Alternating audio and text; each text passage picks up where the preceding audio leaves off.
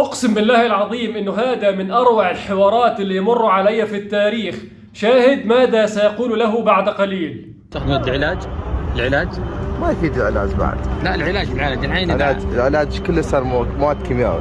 طيب الحين اذا ما في فائده، لا الاعشابي ولا المواد الكيميائيه طيب بفائده. دقيقه حبيبي، البنادول تعرف البنادول؟ طبعا.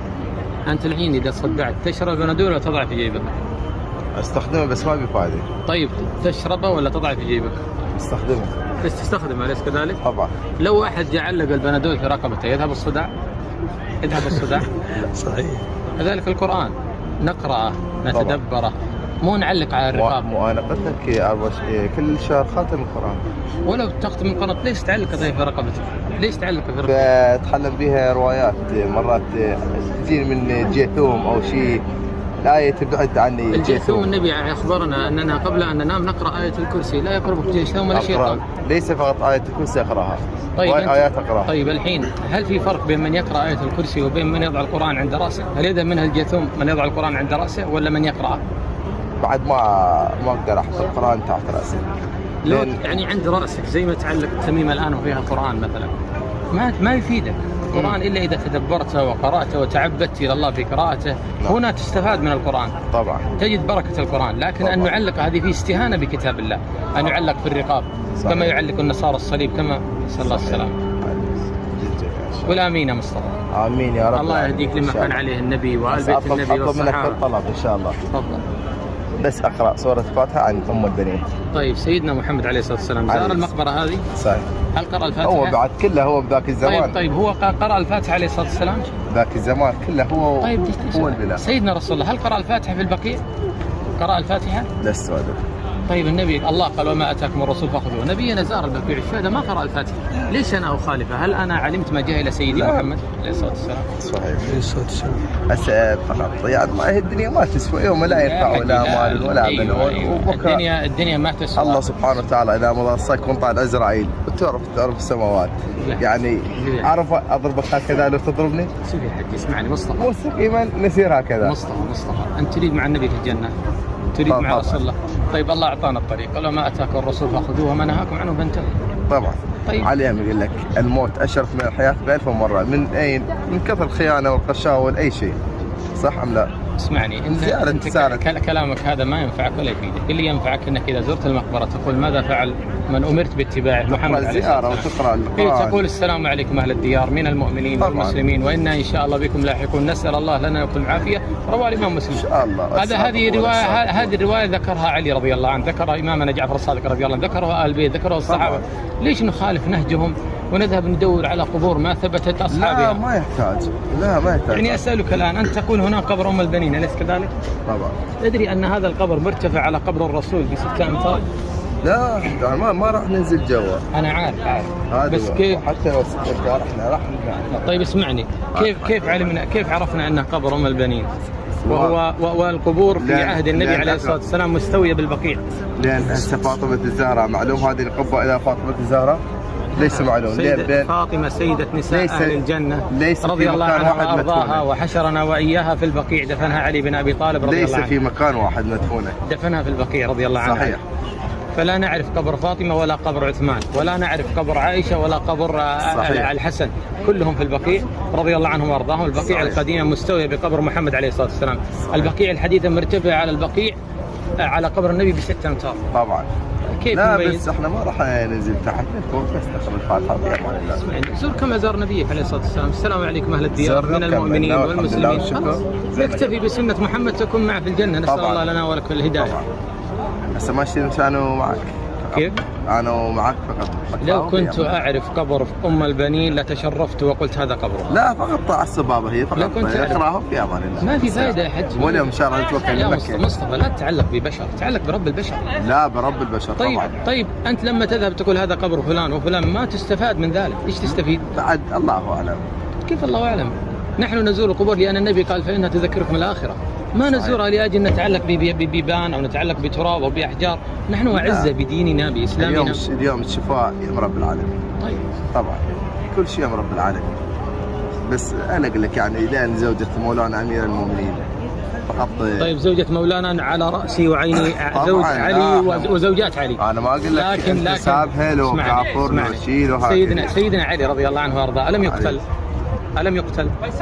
بعد في حرب صفين. طيب قتل حبيبنا علي ولا ما قتل؟ سيدنا علي كلهم قتلوا. وسيدنا حسين قتل ولا ما قتل؟ كلهم قتلوا. طيب الذي لم يملك الدفاع عن نفسه هل يملك أن يعطيني حاجتي أنا وأنت؟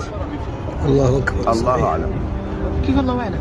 عقلا قبل الشريعة الله تعالى عندنا في العراق. اسمعني الشريعة الله تعالى قال إن تدعوهم لا يسمعوا دعاءكم ولو سمعوا ما استجابوا لكم. طبعا. الشريعة الله تعالى قال أمن يجيب المضطر إذا دعاه. هذا من ناحية شرع. أهم شيء من ناحية عقل الذي لا يملك هل يعطي؟ اليوم إذا تطلب نيتك من إمام أحد أهل البيت، نعم، إذا نيتك صافية حاجتك مقضية. لا هذا الكلام يرده قال الله وقال الرسول والعقل. تدري لماذا؟ سيدنا محمد عليه الصلاة والسلام وعلى آله وصحبه أجمعين أليس أفضل الخلق؟ طيب سيدنا الحسين رضي الله عنه لما غدر به في كربلاء من شيعة أبيه هل قال يا محمد أو قال يا الله؟ يا الله. لماذا نحن نقول يا حسين إذا؟ لماذا نقول يا محمد؟ ألم يكن قدوتنا سيدنا الحسين؟ لا ما نقول. هسه السيدة الشريفة بنت إمام الحسن طيب بالآلاف الناس شافت المرضى.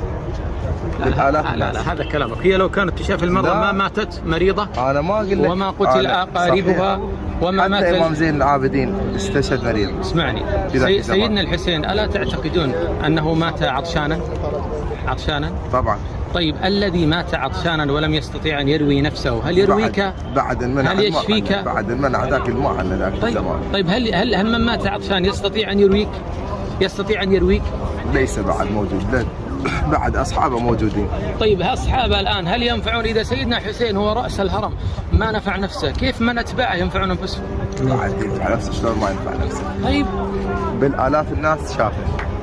بس أنا ليش قاعد أقول لك؟ تريدني أصدق الله ولا أصدق؟ صحيح. ليش أقول لك؟ الله تعالى. طيب اسمعني يا مصطفى أسأل الله أن يهديك لاتباع البيت. الله قال وإذا مرضت فهو يشفيك. من الشافي إذن؟ الله سبحانه وتعالى. فلماذا نطلب الشفاء من غيره؟ أحسنت. فنيتك أنت نيتك تطلب من الإمام. لا أنا مصطفى لا أنا ولا أنت نستدرك على الله إن شاء الله. إنما لما الله تعالى قال أنا الشافي نصدق ونسلم. نحن مسلمين يا مصطفى. مسلمين طبعا. لذلك ما لي لا أنا ولا أنت حق أن نقول فلان يشفي مع الله. إذا قلنا ذلك فما الفرق بينه وبين من يقول يا عذراء ويا عيسى؟ لا. وما الفرق كذا؟ باكر بكرة إذا يظهر إمام المهدي طبعا لازم يظهر عيسى ولا يظهر موسى. يلا تصفى الدنيا لأن ما يظهر اليهود ما يظهرون ما تصفى والمسيح منهم ما تصفى الدنيا. لازم يظهروا كل من مذهبه يلا تصفى. الإمام المهدي سيظهر وسيملأ الأرض عدلا وسلامة كما ملأ ظلما وجورا. لكن سيظهر في زمنه أنا وأنت ما علاقتنا. الله أعلم. إن ظهر في زمن الإمام المهدي في خير وبركة وإن لم يظهر لن يسألك الله عنه. لماذا لم تنصره؟ إن شاء الله طبعا إن شاء الله. أسأل الله يشرح صدرك ويهديك للجميع إن شاء الله. أسأل الله. بس أنا اليوم أقول لك ليش يعني أطلب حاجتي. أنا قاعد أقول لك هذا التعليق فيها هذه فيها مشكلتين. افتحها. لا افتحها. لا افتحها ما عندي. فيها إشكاليتين. الإشكالية الأولى تشبه طبعا بالنساء. الإشكالية الثانية النبي عليه الصلاة والسلام يقول من علق تميما فلا أتم الله له. لما يدعي عليك محمد عليه الصلاة والسلام كيف تجد الخير والبركة؟ بعد الخير والبركة هو بها من بيد الله. طيب ليش تعلق طريق سلاسل؟ لا هسه علقتها ما صار يعني 3 أشهر من توفت. أزلها وإذا شعرت بألم اقرأ قوله تعالى قل أعوذ برب الناس ملك الناس إله الناس من شر. أنا ليش من حسد الناس؟ طيب حسد الناس أغلب الناس أقلهم صحة الجسد من قلة الحسد. فإن الحسد يأكل الجسد. مصطفى من حسد الناس إذا اعتقدت قل أعوذ برب الفلق من شر ما خلق ومن شر غاسق إذا وقب ومن شر النفاثات في العقد ومن شر سورة الناس حاسد إذا حسد. طبعا. يعني أين الأولى أن تستعيذ بالله رب الجن والشياطين والإنس أو تستعيذ بتميمة وبسلس وبحديد؟ بعد هذا الوقت الناس أغلبها تعطيها بس الحسد. أنت عندك خير من الله. نعم. وعندك باعتبار فقط الحسد. طيب اليوم تشوف شيء فقط تحسد. مصطفى أنا أحصن نفسي بما علمني ربي. أنا أستعيذ به ألتجئ طبعا. إليه من الشياطين والجن والحسد. بعد كيد الشياطين. طيب ليش ألتجئ إلى غيره؟ ليش تجي الى سلاسل؟ بعد لبست ثاني تذكر قلت ان شاء الله هم اندعي لوالدتي وهم اصلي لها وهم اختم لها القران وهم ما انت مسلم ما معنى الاسلام؟ ان تستسلم لاوامر الله. طبعا. هل في ذلك استسلام لامر الله؟ هل في ده؟ طيب ليش ما تنزعها؟ انزعها حتى تنجو، بس انزعها حتى تنجو. هو انا بس بالنهار البسها، بالليل ادبها ما اخليها. طيب والشيطان يعرف ليله ونهار. طبعا لا يهبل الشيطان. الله يشرح صدرك ويهديك. الله يهديك يا مصطفى، قول امين. امين يا رب العالمين. هسه ما زال كلش. لا تريدني اسمح لك تدعو مع الله؟ لا فقط اقرا سوره الفاتحه. طيب مو ليس أنا اقول لك النبي زار المكان ودعا لهم بالرحمه والمغفره. فقط اقرا سوره الفاتحه في امان الله. شوف لو قراها سيدي محمد لقراتها انا، لكن النبي سكت عنها انا اسكت، لست افضل منه ولا اعلم منه عليه الصلاه والسلام. طبعا صحيح. خلاص بس ما يصير فقط اقرا سوره الفاتحه. انا نصحتك. انت تريد تتبع كنت انت الناجي، ما تريد تتبع كنت انت الهالك. بعد دينكم اليوم هكذا، لازم هكذا. اليوم اجيكم لازم اتبع دينكم، صح لو لا؟ شوف الله يقول الله يقول لا اكراه في الدين. انا ما اكرهك على ما انا عليه، انا قاعد ادعوك لما كان عليه النبي وآل بيته والصحابه بالحجه والدليل فقط. طبعا هو فقط هذا ان شاء الله. هسه انا ما بيها مثال بعد يا مصطفى. قول امين. ان شاء الله. الله يهديك لاتباع ام البنين. الله يسلمك. خلاص الله مصطفى. يهديك. شكرا. هداك الله. شكرا يا طيب. شكرا لك يا عبد. حبيبك الله. الله يسلمك. لا ما يحتاج. يعني اسالك الان، انت تقول هنا قبر ام البنين اليس كذلك؟ طبعا. تدري ان هذا القبر مرتفع على قبر الرسول ب6 امتار؟ لا ما راح ننزل جوا. انا عارف بس كيف حتى لو 6 امتار احنا راح. طيب اسمعني، كيف عرفنا انه قبر ام البنين والقبور في عهد النبي عليه الصلاه والسلام مستويه بالبقيع؟ لان هسه فاطمه الزهراء معلوم هذه القبه الى فاطمه الزهراء ليس معلوم. لين فاطمه سيده نساء اهل الجنه رضي الله عنها وارضاها، وحشرنا واياها في البقيع، دفنها علي بن ابي طالب رضي الله عنه. ليس في مكان واحد مدفونه، دفنها في البقيع رضي الله عنها. صحيح. فلا نعرف قبر فاطمه ولا قبر عثمان ولا نعرف قبر عائشه ولا قبر الحسن، كلهم في البقيع رضي الله عنهم وارضاهم. البقيع القديمه مستويه بقبر محمد عليه الصلاه والسلام، البقيع الحديثه مرتفعه على البقيع على قبر النبي ب6 امتار. طبعا. كيف لا نبين؟ بس احنا ما راح ننزل تحت فوق، بس نقرا الفاتحه في امان الله. زور كما زار نبيك عليه الصلاه والسلام. السلام عليكم اهل الديار من المؤمنين والمسلمين. نكتفي بسنه محمد تكون معه في الجنه. نسال الله لنا ولكم الهدايه. هسه ماشي انا معك. كيف؟ انا معك فقط. لو كنت اعرف قبر ام البنين لتشرفت وقلت هذا قبره. لا فقط على السبابه هي فقط اقراهم في امان الله. ما في فائده يا حج. واليوم ان شاء الله نتوكل يا مصطفى لا تتعلق ببشر، تعلق برب البشر. لا برب البشر. طيب انت لما تذهب تقول هذا قبر فلان وفلان ما تستفاد من ذلك، ايش تستفيد؟ بعد الله اعلم. كيف الله اعلم؟ نحن نزور القبور لان النبي قال فانها تذكركم الاخره. ما نزورها لاجل نتعلق ببيبان او نتعلق بتراب او باحجار، نحن اعزه بديننا باسلامنا. اليوم الشفاء يا رب العالمين. طيب طبعا كل شيء يا رب العالمين. بس انا اقول لك يعني لان زوجة مولانا امير المؤمنين فقط. طيب زوجة مولانا على راسي وعيني، زوج علي وزوجات علي. انا ما اقول لك لكن سابها له كافر وشيله. سيدنا علي رضي الله عنه وارضاه ألم يقتل؟ بعد في حرب صفين. طيب قتل حبيبنا علي ولا ما قتل؟ سيدنا علي كلهم قتلوا. وسيدنا حسين قتل ولا ما قتل؟ كلهم قتلوا. طيب الذي لم يملك الدفاع عن نفسه هل يملك ان يعطيني حاجتي انا وانت؟ الله اكبر. الله اعلم.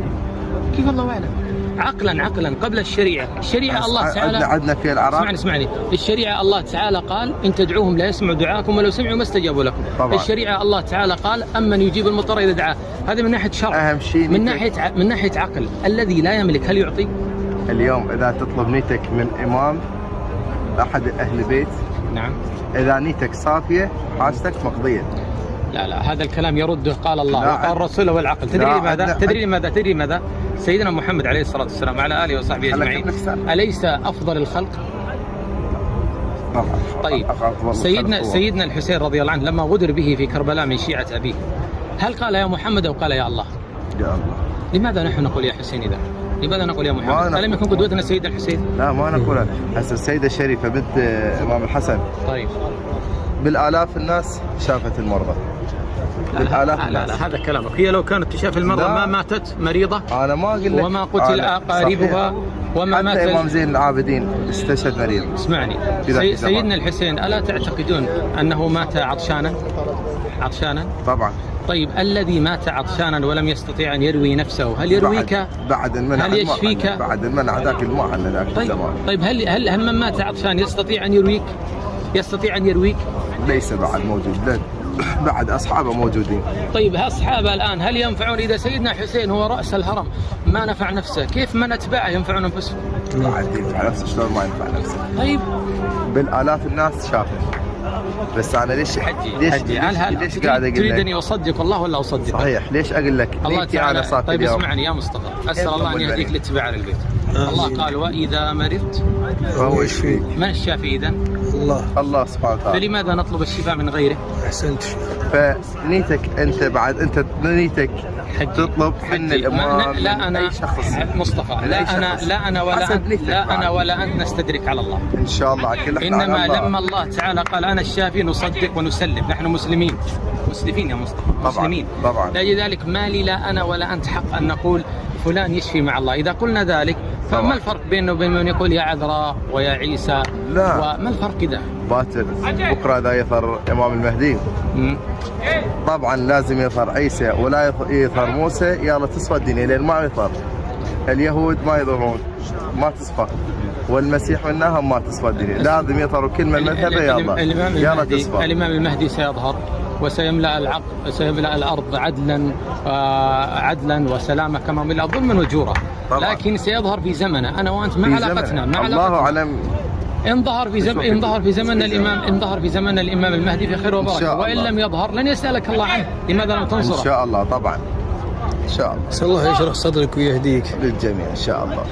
أسأل الله. بس أنا اليوم ألقى لك ليش يعني أطلب حاجتي. أنا قاعد أقول لك هذا التعليقة فيها هذه فيها مشكلتين. افتحها. لا افتحها. لا افتحها ما عندي. فيها إشكاليتين. الإشكالية الأولى تشبه طبعا بالنساء. الإشكالية الثانية النبي عليه الصلاة والسلام يقول من علق تميما فلا أتم الله له. لما يدعي عليك محمد عليه الصلاة والسلام كيف تجد الخير والبركة؟ بعد الخير والبركة هو بها من بيد الله. طيب ليش تعلق طيب سلاسل؟ لا هسه علقتها ما صار يعني 3 أشهر من توفت. طيب أزلها وإذا شعرت بألم اقرأ قوله تعالى قل أعوذ برب الناس ملك الناس إله الناس من شر. أنا ليش من حسد الناس؟ طيب حسد الناس أغلب الناس أقلهم صحة الجسد من قلة الحسد. فإن الحسد يأكل الجسد. مصطفى من حسد الناس إذا اعتقدت قل أعوذ برب الفلق من شر ما خلق ومن شر غاسق إذا وقب ومن شر النفاثات في العقد ومن شر سورة الناس حاسد إذا حسد. طبعا. يعني أين الأولى أن تستعيذ بالله رب الجن والشياطين والإنس أو تستعيذ بتميمة وبسلس وبحديد؟ بعد هذا الوقت الناس أخلفها تعطيها بس الحسد. أنت عندك خير من الله. نعم. وعندك باعتبار فقط الحسد. طيب اليوم تشوف شيء فقط تتحسد. مصطفى أنا أحصن نفسي بما علمني ربي. أنا أستعيذ به ألتجئ إليه من الشياطين والجن والحسد. بعد كيد الشياطين. طيب ليش ألتجئ إلى غيره؟ ليش ألتجئ إلى سلاسل؟ بعد لبس ثاني تذكر قلت إن شاء الله أهم أندعي لوالدتي وهم أصلي لها وهم أختم لها القرآن وهم أنت مسلم ما معنى الإسلام؟ أن تستسلم لأوامر الله. طبعا. هل في ذلك استسلام لأمر الله؟ هل في ذلك؟ طيب ليش ما تنزعها؟ نزعها حتى تنجو بس. نزعها حتى تنجو. وأنا بس بالنهار ألبسها بالليل أذبها ما أخليها. طيب والشيطان يعرف ليلة ونهار. طبا. لا يهبل الشيطان. الله يشرح صدرك ويهديك. الله يهديك يا مصطفى. قول آمين. آمين يا رب العالمين. هسه ما الله كلش. لا تريدني أسمح لك تدعو مع الله؟ لا فقط أقرأ سورة الفاتحة. طيب أنا أقول لك النبي زار المكان ودعا لهم بالرحمة والمغفرة. فقط أقرأ سورة الفاتحة وفي أمان الله. شوف لو قرأها سيدي محمد لقرأتها أنا، لكن النبي سكت عنها أنا أسكت. لست أفضل منه ولا أعلم من عليه الصلاة والسلام. طبعا صحيح. خلاص. بس ما يصير فقط أقرأ سورة الفاتحة. أنا نصحتك. أنت تريد تتبع كنت أنت الناجي. ما تريد تتبع كنت أنت الهالك. بعد دينكم اليوم هكذا لازم هكذا. اليوم أجيكم لازم أتبع دينكم صح ولا لا؟ شوف الله يقول الله يقول لا إكراه في الدين. أنا ما أكرهك على ما أنا عليه. أنا قاعد أدعوك لما كان عليه النبي وآل بيته والصحابة بالحجة والدليل فقط. طبعا هو فقط هذا. إن شاء الله. بس يعني ما بيها مجال بعد. يا مصطفى قول امين. ان شاء الله. الله يهديك لاتباع ام البنين. الله يسلمك. خلاص الله مصطفى. يهديك. شكرا. هداك الله. شكرا يا الله طيب. يهديك. شكرا لك يا عبد. حبيبك الله. الله يسلمك. لا ما يحتاج. يعني اسالك الان، انت تقول هناك قبر ام البنين اليس كذلك؟ طبعا. تدري ان هذا القبر مرتفع على قبر الرسول ب6 أمتار؟ لا يعني ما راح ننزل جوا. انا عارف بس هو. كيف؟ حتى لو 6 أمتار احنا راح نقعد. طيب اسمعني، كيف عرفنا ان قبر ام البنين والقبور في عهد النبي عليه الصلاه والسلام مستويه بالبقيع؟ لان هسه فاطمه الزهراء معلوم هذه القبه الى فاطمه الزهراء. ليش معلوم؟ سيدة فاطمة سيدة نساء أهل الجنة رضي الله عنها وأرضاها، وحشرنا وإياها في البقيع، دفنها علي بن أبي طالب رضي الله عنه. ليس في مكان واحد مدفونة، دفنها في البقيع رضي الله عنها. صحيح. فلا نعرف قبر فاطمة ولا قبر عثمان ولا نعرف قبر عائشة ولا قبر الحسن، كلهم في البقيع رضي الله عنهم وأرضاهم. البقيع القديمة مستوية بقبر محمد عليه الصلاة والسلام، البقيع الحديثة مرتفع على البقيع على قبر النبي ب6 أمتار. طبعا. كيف لا نميز؟ بس احنا ما راح ننزل تحت فوق بس نقرا الفاتحه في امان الله. زور كما زار نبيك عليه الصلاه والسلام. السلام عليكم اهل الديار من المؤمنين والمسلمين. نكتفي بسنه محمد تكون معه في الجنه. نسال الله لنا ولكم الهدايه. هسه ماشي انا ومعك. كيف؟ انا ومعك فقط. لو كنت اعرف قبر ام البنين لتشرفت وقلت هذا قبره. لا فقط طاع الصبابه هي فقط. لو كنت اقراهم في امان الله. ما في فائده يا حج. واليوم ان شاء الله نتوكل يا على مصطفى لا تتعلق ببشر، تعلق برب البشر. لا برب البشر. طبعا. طيب انت لما تذهب تقول هذا قبر فلان وفلان ما تستفاد من ذلك، ايش تستفيد؟ بعد الله اعلم. كيف الله اعلم؟ نحن نزور القبور لان النبي قال فانها تذكركم الاخره. ما نزورها لاجل نتعلق ببيبان او نتعلق بتراب او باحجار، نحن اعزه بديننا باسلامنا. اليوم الشفاء يا رب العالمين. طيب طبعا كل شيء يا رب العالمين. بس انا اقول لك يعني لان زوجة مولانا امير المؤمنين فقط. طيب زوجة مولانا على راسي وعيني، زوج علي وزوجات علي. انا ما اقول لك لكن حسابها لو كافر لو شيء لو سيدنا علي رضي الله عنه وارضاه الم يقتل؟ الم يقتل؟ بعد في حرب صفين. طيب قتل حبيبنا علي ولا ما قتل؟ سيدنا علي كلهم قتلوا. وسيدنا حسين قتل ولا ما قتل؟ كلهم قتلوا. طيب الذي لم يملك الدفاع عن نفسه هل يملك ان يعطيني حاجتي انا وانت؟ الله اكبر. الله اعلم. كيف الله اعلم؟ عقلا قبل الشريعه الله تعالى عندنا في العراق. اسمعني الشريعه الله تعالى قال ان تدعوهم لا يسمعوا دعاءكم ولو سمعوا ما استجابوا لكم. طبعا. الشريعه الله تعالى قال امن يجيب المضطر اذا دعاه. هذا من ناحيه شرع. اهم شيء من ناحيه عقل. الذي لا يملك هل يعطي؟ اليوم اذا تطلب نيتك من امام احد اهل البيت، نعم، اذا نيتك صافيه حاجتك مقضيه. لا هذا الكلام يرده قال الله وقال الرسول والعقل. تدري لماذا؟ سيدنا محمد عليه الصلاة والسلام وعلى آله وصحبه أجمعين أليس أفضل الخلق؟ طبعا. طيب سيدنا الحسين رضي الله عنه لما غدر به في كربلاء من شيعة أبيه هل قال يا محمد أو قال يا الله؟ يا الله. لماذا نحن نقول يا حسين إذا؟ لماذا نقول يا محمد؟ ألم يكن قدوتنا سيدنا الحسين؟ لا ما نقولها. هسه السيدة الشريفة بنت إمام الحسن. طيب. بالآلاف الناس شافت المرضى. لا هذا كلامك. هي لو كانت تشاف المرضى ما ماتت مريضة. أنا ما أقول لك. وما قتل أقاربها وما مات. حتى إمام زين العابدين استشهد مريض. اسمعني سيدنا الحسين ألا تعتقدون أنه مات عطشانا؟ طبعا. طيب الذي مات عطشانا ولم يستطيع أن يروي نفسه هل يرويك؟ بعد المنع. هل يشفيك؟ بعد المنع ذاك الماء عن ذاك الزمان. طيب هل من مات عطشان يستطيع أن يرويك؟ ليس بعد موجود. بعد أصحابه موجودين. طيب أصحابه الآن هل ينفعون؟ إذا سيدنا حسين هو رأس الهرم ما نفع نفسه، كيف من أتباعه ينفعون أنفسهم؟ بعد ينفع نفسه شلون ما ينفع نفسه؟ طيب بالآلاف الناس شافه. بس أنا ليش قاعد أقول لك؟ تريدني أصدق الله ولا أصدق؟ صحيح. ليش أقول لك؟ الله تعالى. طيب اسمعني يا مصطفى، أسأل الله أن يهديك لاتباع البيت. الله قال وإذا مرضت فهو يشفيك. من الشافي إذن؟ الله سبحانه وتعالى. فلماذا نطلب الشفاء من غيره؟ أحسنت. فنيتك أنت نيتك تطلب من الإمام. لا أنا شخص مصطفى لا أنا ولا أنت نستدرك على الله إن شاء الله. إنما لما الله تعالى قال أنا الشافي نصدق ونسلم. نحن مسلمين يا مصطفى. مسلمين طبعا. لذلك ما لي لا أنا ولا أنت حق أن نقول فلان يشفي مع الله، إذا قلنا ذلك فما الفرق بينه وبين من يقول يا عذراء ويا عيسى؟ لا. وما الفرق كذا؟ باكر بكرة إذا يظهر إمام المهدي طبعا لازم يظهر عيسى ولا يظهر موسى، يلا تصفى الدنيا، لأن ما يظهر اليهود ما يظهرون ما تصفى، والمسيح منهم ما تصفى الدنيا، لازم يظهروا كل من مذهبه يلا تصفى. الإمام المهدي سيظهر وسيملأ الأرض عدلا وسلامة كما ملأ ظلما وجورا، لكن سيظهر في زمنه أنا وأنت ما علاقتنا الله أعلم. إن ظهر في زمن الإمام المهدي في خير وبركة، وإن لم يظهر لن يسألك الله عنه، لماذا لم تنصره؟ إن شاء الله طبعا إن شاء الله. أسأل الله يشرح صدرك ويهديك للجميع إن شاء الله. أسأل الله. بس أنا اليوم ألق لك ليش يعني أطلب حاجتي؟ أنا قاعد أقول لك هذا التعليق فيها هذه فيها مشكلتين. افتحها. لا افتحها. لا افتحها ما عندي شيء. فيها إشكاليتين، الإشكالية الأولى تشبه طبعا بالنساء، الإشكالية الثانية من النبي عليه الصلاة والسلام يقول من علق تميمة فلا أتم الله له، لما يدعي عليك محمد عليه الصلاة والسلام كيف تجد الخير والبركة؟ بعد الخير والبركة هو بها من بيد الله.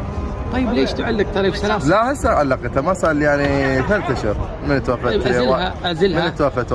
أزلها وإذا شعرت بألم اقرأ قوله تعالى قل أعوذ برب الناس ملك الناس إله الناس من شر. أنا ليش من حسد الناس؟ طيب حسد الناس أغلب الناس أقلهم صحة الجسد من قلة الحسد، فإن الحسد يأكل الجسد. مصطفى من حسد الناس إذا اعتقدت قل أعوذ برب الفلق من شر ما خلق ومن شر غاسق إذا وقب ومن شر النفاثات في العقد ومن شر سورة الناس حاسد إذا حسد. طبعا يعني أين الأولى أن تستعيذ بالله رب الجن والشياطين والإنس أو تستعيذ بتميمة وبسلس وبحديد؟ بعد هذا الوقت الناس أغلبها تعطيها بس الحسد. أنت عندك خير من الله وعندك باعتبار فقط الحسد. طيب اليوم تشوف شيء فقط تتحسد. مصطفى أنا أحصن نفسي بما علمني ربي، أنا أستعيذ به، ألتجئ إليه من الشياطين والجن والحسد. بعد كيد الشياطين. طيب ليش ألتجئ إلى غيره؟ ليش ألتجئ إلى سلاسل؟ بعد لبس ثاني تذكر قلت إن شاء الله أهم أندعي لوالدتي وهم أصلي لها وهم أختم لها القرآن وهم أحكي أنت مسلم ما معنى الإسلام؟ أن تستسلم لأوامر الله. طبعا. هل في ذلك استسلام لأمر الله؟ هل في ده؟ طيب ليش ما تنزعها؟ نزعها حتى تنجو، بس نزعها حتى تنجو. وانا بس بالنهار البسها بالليل ادبها ما اخليها. ايوه الشيطان يعرف ليله ونهار. طبعا لا يهبل الشيطان. الله يشرح صدرك ويهديك. الله يهديك يا مصطفى، قول امين. امين يا رب العالمين. هسه ما الله كلش. لا تريدني اسمح لك تدعو مع الله؟ لا فقط اقرا سوره الفاتحه. طيب انا اقول لك النبي زار المكان ودعا لهم بالرحمه والمغفره. فقط اقرا سوره الفاتحه في امان الله. شوف لو قراها سيدي محمد لقراتها انا، لكن النبي سكت عنها انا اسكت، لست افضل منه ولا اعلم منه عليه الصلاه والسلام. طبعا صحيح. خلاص بس ما يصير فقط اقرا سوره الفاتحه. انا نصحتك. انت تريد تتبع كنت انت الناجي، ما تريد تتبع كنت انت الهالك. بعد دينكم اليوم هكذا، لازم هكذا. اليوم اجيكم لازم اتبع دينكم، صح لو لا؟ شوف الله يقول لازم الله يقول لا اكراه في الدين. انا ما اكرهك على ما انا عليه، انا قاعد ادعوك لما كان عليه النبي وآل بيته والصحابه بالحجه والدليل فقط. طبعا هو فقط هذا ان شاء الله. هسه انا ما بيها مجال بعد يا مصطفى، قول امين. ان شاء الله. الله يهديك لاتباع ام البنين. الله يسلمك. خلاص الله يهديك. شكرا. هداك الله. شكرا يا طيب. شكرا لك يا عاد. حبيبك الله. الله يسلمك. لا ما يحتاج. يعني اسالك الان، انت تقول هنا قبر ام البنين اليس كذلك؟ طبعا. تدري ان هذا القبر مرتفع على قبر الرسول ب6 أمتار؟ لا ما راح ننزل جوا. انا عارف بس كيف حتى لو 6 أمتار احنا راح ننزل. طيب اسمعني، كيف عرفنا انه قبر ام البنين والقبور في عهد النبي عليه الصلاه والسلام مستويه بالبقيع؟ لان هسه فاطمه الزهراء معلوم هذه القبه الى فاطمه الزهراء ليس معلوم. فاطمه سيده نساء اهل الجنه رضي الله عنها وارضاها، وحشرنا واياها في البقيع، دفنها علي بن ابي طالب رضي الله عنه. ليس في مكان واحد مدفونه، دفنها في البقيع رضي الله عنها. صحيح. فلا نعرف قبر فاطمة ولا قبر عثمان ولا نعرف قبر عائشة ولا قبر الحسن، كلهم في البقيع رضي الله عنهم وارضاهم. البقيع القديمة مستوية بقبر محمد عليه الصلاة والسلام. البقيع الحديثة مرتفعة على البقيع على قبر النبي ب6 أمتار. طبعا. كيف لا نبين؟ بس احنا ما راح ننزل تحت فوق، بس نقرا الفاتحة في امان الله. زور كما زار نبيك عليه الصلاة والسلام. السلام عليكم أهل الديار من المؤمنين والمسلمين. نكتفي بسنة محمد تكون معه في الجنة. نسأل الله لنا ولكم الهداية. هسه ماشي مشانه معك. كيف؟ انا ومعك فقط. لو كنت اعرف قبر ام البنين لتشرفت وقلت هذا قبره. لا فقط تعصب بابا، هي لو فقط كنت اقراهم في امان الله. ما في فائده يا حج. واليوم ان شاء الله نتوكل يا لمكة. مصطفى لا تتعلق ببشر، تعلق برب البشر. لا برب البشر طيب طبعا. طيب انت لما تذهب تقول هذا قبر فلان وفلان ما تستفاد من ذلك، ايش تستفيد؟ بعد الله اعلم. كيف الله اعلم؟ نحن نزور القبور لان النبي قال فانها تذكركم الاخره، ما نزورها لاجل نتعلق ببيبان او نتعلق بتراب او باحجار، نحن اعزه بديننا باسلامنا. اليوم الشفاء يا رب العالمين. طيب طبعا كل شيء يا رب العالمين. بس انا اقول لك يعني لان زوجة مولانا امير المؤمنين فقط. طيب زوجة مولانا على راسي وعيني، زوج علي وزوجات علي. انا ما اقول لك لكن سابها له كافر له شيء له سيدنا علي رضي الله عنه وارضاه الم يقتل؟ الم يقتل؟ بعد في حرب صفين. طيب قتل حبيبنا علي ولا ما قتل؟ سيدنا علي كلهم قتلوا. وسيدنا حسين قتل ولا ما قتل؟ كلهم قتلوا. طيب الذي لم يملك الدفاع عن نفسه هل يملك ان يعطيني حاجتي انا وانت؟ الله اكبر. الله اعلم. كيف الله اعلم؟ عقلا قبل الشريعه الله تعالى عندنا في العراق. اسمعني الشريعه الله تعالى قال ان تدعوهم لا يسمعوا دعاءكم ولو سمعوا ما استجابوا لكم. طبعا. الشريعه الله تعالى قال امن يجيب المضطر اذا دعاه، هذا من ناحيه شرع. اهم شيء من ناحيه عقل، الذي لا يملك هل يعطي؟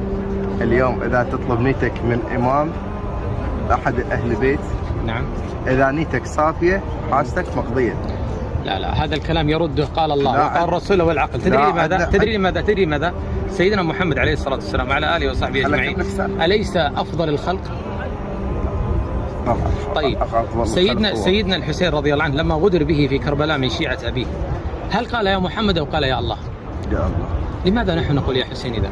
لماذا نقول يا محمد؟ ألم يكن قدوتنا سيدنا الحسين؟ لا ما نقول هسه السيدة الشريفة بنت إمام الحسن. طيب بالآلاف الناس شافت المرضى.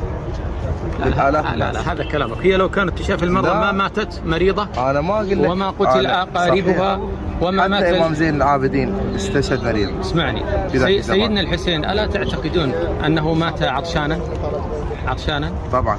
طيب الذي مات عطشانا ولم يستطيع أن يروي نفسه هل يرويك؟ بعد المنع. هل يشفيك؟ بعد المنع ذاك الماء عن ذاك الزمان. طيب هل من مات عطشان يستطيع أن يرويك؟ ليس بعد موجود. بعد أصحابه موجودين. طيب أصحابه الآن هل ينفعون؟ إذا سيدنا حسين هو رأس الهرم ما نفع نفسه، كيف من أتباعه ينفعون أنفسهم؟ بعد ينفع نفسه شلون ما ينفع نفسه؟ طيب بالآلاف الناس شافه. بس أنا ليش قاعد أقول تريدني أصدق الله ولا أصدق؟ صحيح. ليش أقول لك؟ الله تعالى. طيب اسمعني يا مصطفى، أسأل الله أن يهديك لاتباع البيت. الله قال وإذا مرضت فهو يشفيك. من الشافي إذن؟ الله سبحانه وتعالى. فلماذا نطلب الشفاء من غيره؟ أحسنت. فنيتك أنت بعد أنت نيتك تطلب من الإمام. لا أنا مصطفى لا أنا ولا أنت نستدرك على الله إن شاء الله.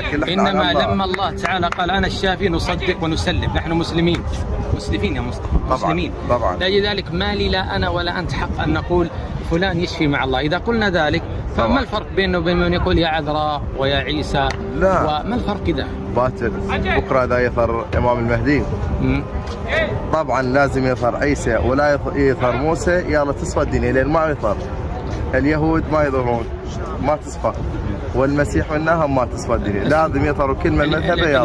يلا تصفى. الامام المهدي سيظهر وسيملأ الأرض عدلا وسلامة كما ملأ ظلما وجورا.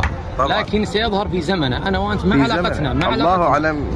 إن ظهر في زمن الإمام المهدي في خير وبركة، وإن لم يظهر لن يسألك الله عنه. لماذا لم تنصره؟ إن شاء الله. طبعا إن شاء الله. أسأل الله يشرح صدرك ويهديك للجميع إن شاء الله.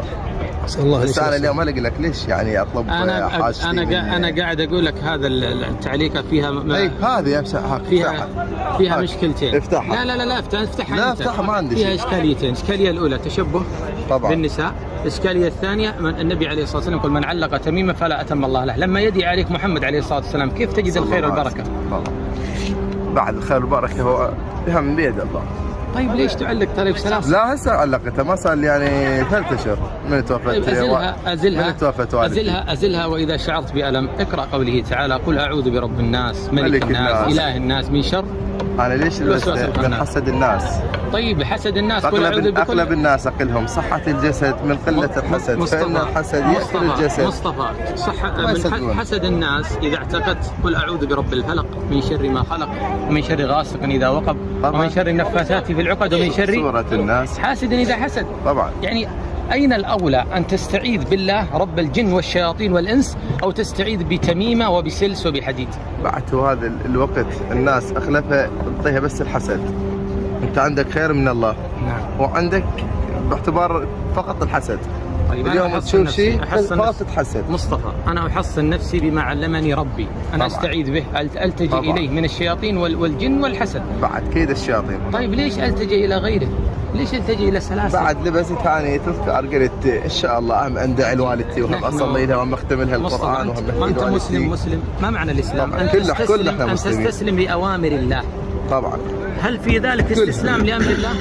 هل في ذلك؟ طيب ليش ما تنزعها؟ نزعها حتى تنجو، بس نزعها حتى تنجو. وانا بس بالنهار البسها بالليل اذبحها ما اخليها. طيب والشيطان يعرف ليلة ونهار. طبعا. لا يهبل الشيطان. الله لا يشرح يسمع صدرك لي. ويهديك. الله يهديك يا مصطفى، قول آمين. امين يا رب العالمين. هسه ما بسم الله. زين كلش. كيف لا تريدني أسمح لك تدعو مع الله؟ لا فقط اقرا سوره الفاتحه. طيب مو ليس أنا أدعي. أقول لك النبي زار المكان ودعا لهم بالرحمة لا والمغفرة. فقط اقرا سوره الفاتحه وفي امان الله. شوف لو قرأها سيدي محمد لقرأتها أنا، لكن النبي سكت عنها أنا أسكت، لست أفضل منه طبعاً. ولا أعلم من حليس. طبعا صحيح. خلاص هسه ما يصير فقط اقرا سوره الفاتحه. أنا نصحتك. الدنيا ما أنت تسوى. أنت تريد تتبع كنت أنت الناجي، بعد. ما تريد تتبع كنت أنت الهالك. بعد دينكم اليوم هكذا لازم هكذا. اليوم اجيكم لازم اتبع دينكم، صح لو لا؟ شوف الله يقول لازم أجيكم الله هكذا. يقول لا إكراه في الدين. أنا ما أكرهك على ما أنا عليه، أنا قاعد أدعوك لا، لما شنو؟ كان عليه النبي وآل بيته والصحابة طبعاً. بالحجة والدليل فقط. طبعا هو فقط هذا ان شاء الله. هسه انا ما بيها مجال بعد. يا مصطفى قول آمين. ان شاء الله. الله يهديك لاتباع أم آمين. البنين. الله يسلمك. خلاص الله مصطفى. يخليك. شكرا. هداك الله. شكرا الله يا يهديك. طيب. شكرا لك يا عبد. حبيبك الله. الله يسلمك. لا ما يحتاج. يعني أسألك الآن، أنت تقول هناك قبر أم البنين أليس كذلك؟ طبعا. تدري أن هذا القبر مرتفع على قبر الرسول ب6 أمتار؟ لا يعني ما راح ننزل جوا. أنا عارف هذا بس هو. كيف؟ حتى لو 6 أمتار احنا راح نطلع. طيب اسمعني، كيف عرفنا أنه قبر أم البنين؟ والقبور في لأن- عهد النبي لأن عليه الصلاة والسلام مستوية بالبقيع. لان هسه فاطمه الزهراء معلوم هذه القبه الى فاطمه الزهراء ليس معلوم. سيدة فاطمة سيدة نساء ليس- أهل الجنة ليس في رضي الله مكان عنها واحد وأرضاها، مدفونة. وحشرنا وإياها في البقيع، دفنها علي بن أبي طالب رضي ليس الله عنه. في مكان واحد مدفونه. دفنها في البقيع رضي الله عنها. صحيح. فلا نعرف قبر فاطمة ولا قبر عثمان، ولا نعرف قبر عائشة ولا قبر صحيح. الحسن، كلهم في البقيع رضي الله عنهم وارضاهم. البقيع صحيح. القديمة مستوية بقبر محمد عليه الصلاة والسلام. البقيع الحديثة مرتفع على البقيع على قبر النبي ب6 أمتار. طبعا. كيف لا نميز؟ بس احنا ما راح ننزل تحت فوق بس نقرا الفاتحه في امان الله. يعني زور كما زار نبيك عليه الصلاة والسلام. السلام عليكم أهل الديار زرنا من المؤمنين وكملنا والحمد لله والمسلمين. والشكر. خلاص. نكتفي بسنة محمد تكون معه في الجنة. نسأل طبعاً. الله لنا ولكم الهداية. طبعا. هسه ماشي انا ومعك. كيف؟ انا ومعك فقط. لو كنت أعرف قبر أم البنين لتشرفت وقلت هذا قبره. لا فقط على الصبابه هي فقط. لو كنت أعرف. اقراهم في امان الله. ما في فائدة يا حج. واليوم ان شاء الله نتوكل يا على مصطفى لا تتعلق ببشر، تعلق برب البشر. لا برب البشر طيب طبعا. طيب أنت لما تذهب تقول هذا قبر فلان وفلان ما تستفاد من ذلك، إيش تستفيد؟ بعد الله اعلم. كيف الله أعلم؟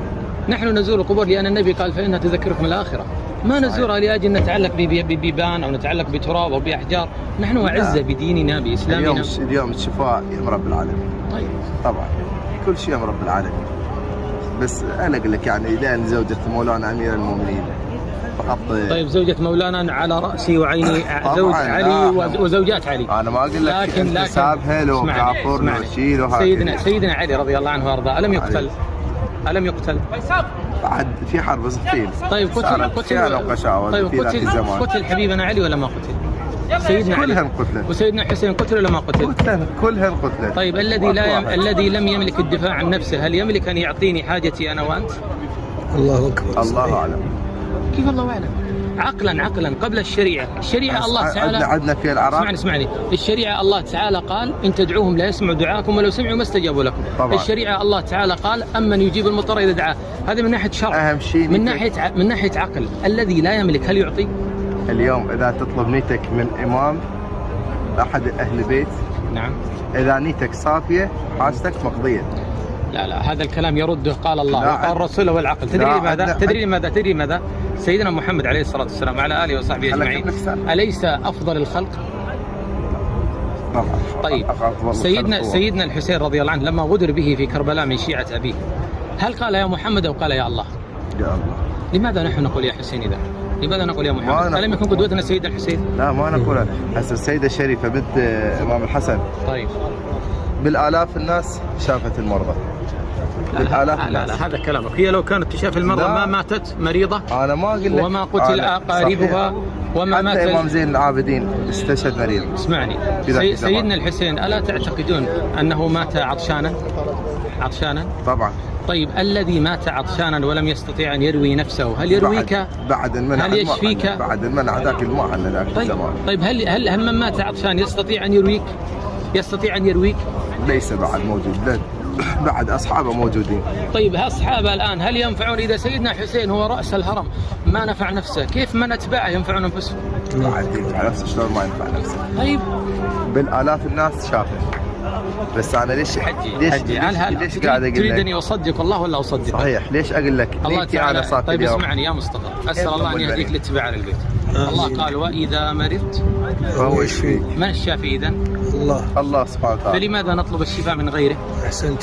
فنيتك أنت بعد أنت نيتك تطلب من الإمام. لا أنا مصطفى لا أنا ولا أنت نستدرك على الله إن شاء الله. إنما لما الله تعالى قال أنا الشافي نصدق ونسلم. نحن مسلمين يا مصطفى. مسلمين طبعا. لذلك ما لي لا أنا ولا أنت حق أن نقول فلان يشفي مع الله. إذا قلنا ذلك فما الفرق بينه وبين من يقول يا عذراء ويا عيسى؟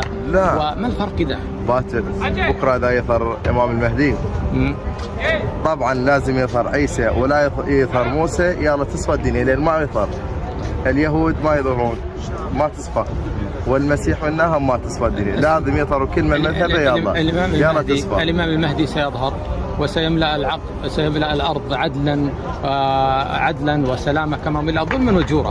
لكن سيظهر في زمنه أنا وأنت ما علاقتنا. الله أعلم. إن ظهر في زمن الإمام المهدي في خير وبركة وإن لم يظهر لن يسألك الله عنه. لماذا لم تنصره؟ إن شاء الله طبعا إن شاء الله. أسأل الله يشرح صدرك ويهديك للجميع إن شاء الله. أسأل الله. بس أنا اليوم ألقى لك ليش يعني أطلب حاجتي. أنا قاعد أقول لك هذا التعليقة فيها هذه فيها مشكلتين. افتحها. لا افتحها. لا افتحها ما عندي فيها إشكاليتين. الإشكالية الأولى تشبه طبعا بالنساء. الإشكالية الثانية النبي عليه الصلاة والسلام يقول من علق تميمة فلا أتم الله له. لما يدعي عليك محمد عليه الصلاة والسلام كيف تجد الخير والبركة؟ بعد الخير والبركة هو بها من بيد الله. طيب ليش تعلق طريق سلاسل؟ لا هسه علقتها ما صار يعني 3 أشهر من توفت. أزلها وإذا شعرت بألم اقرأ قوله تعالى قل أعوذ برب الناس ملك الناس إله الناس من شر. أنا ليش من حسد الناس؟ طيب حسد الناس أغلب الناس أقلهم صحة الجسد من قلة الحسد. فإن الحسد يأكل الجسد. مصطفى من حسد الناس إذا اعتقدت قل أعوذ برب الفلق من شر ما خلق ومن شر غاسق إذا وقب ومن شر النفاثات في العقد ومن شر سورة الناس حاسد إذا حسد. طبعا. يعني أين الأولى أن تستعيذ بالله رب الجن والشياطين والإنس أو تستعيذ بتميمة وبسلس وبحديد؟ بعد هذا الوقت الناس أغلبها تعطيها بس الحسد.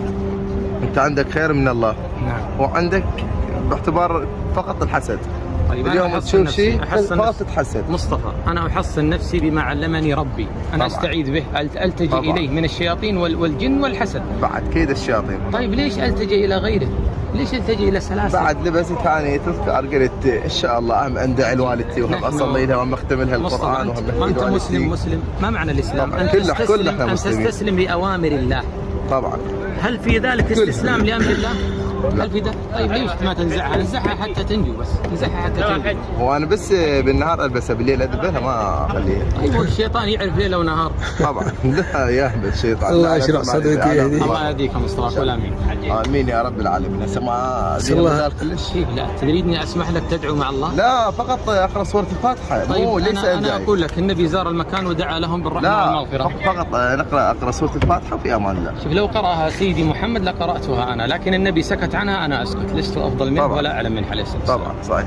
خلاص. بس ما يصير فقط اقرا سوره الفاتحه. أنا نصحتك. الدنيا ما أنت تسوى. أنت تريد تتبع كنت أنت الناجي، بعد. ما تريد تتبع كنت أنت الهالك. بعد دينكم اليوم هكذا، لازم هكذا.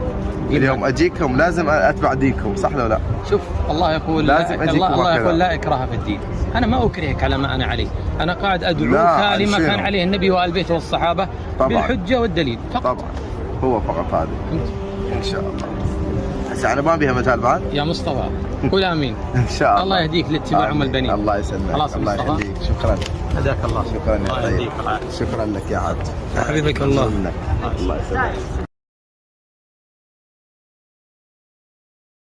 لا ما يحتاج. يعني أسألك الآن، أنت تقول هناك قبر أم البنين أليس كذلك؟ طبعا. تدري أن هذا القبر مرتفع على قبر الرسول ب6 أمتار؟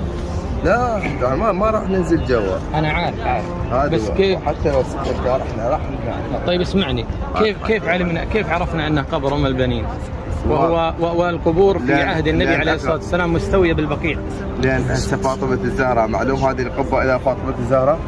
ليس معلوم. سيدة فاطمة سيدة نساء ليس- أهل الجنة ليس رضي في الله مكان عنها واحد وأرضاها، مدفونة. وحشرنا وإياها في البقيع، دفنها علي بن أبي طالب رضي ليس الله عنه. في مكان واحد مدفونه. دفنها في البقيع رضي الله عنها. صحيح. فلا نعرف قبر فاطمة ولا قبر عثمان، ولا نعرف قبر عائشة ولا قبر صحيح. الحسن، كلهم في البقيع رضي الله عنهم وارضاهم. البقيع صحيح. القديمة مستوية بقبر محمد عليه الصلاة والسلام. البقيع الحديثة مرتفع على البقيع على قبر النبي ب6 أمتار. طبعا. كيف لا نميز؟ بس احنا ما راح ننزل تحت فوق بس دخل الفاتحه في امان الله. يعني زور كما زار نبيك عليه الصلاة والسلام. السلام عليكم أهل الديار زرنا من المؤمنين وكملنا والحمد لله والمسلمين. والشكر. خلاص نكتفي بسنة محمد تكون معه في الجنة. نسأل طبعاً. الله لنا ولك الهداية. طبعا. هسه ماشي انا ومعك. كيف؟ انا ومعك فقط.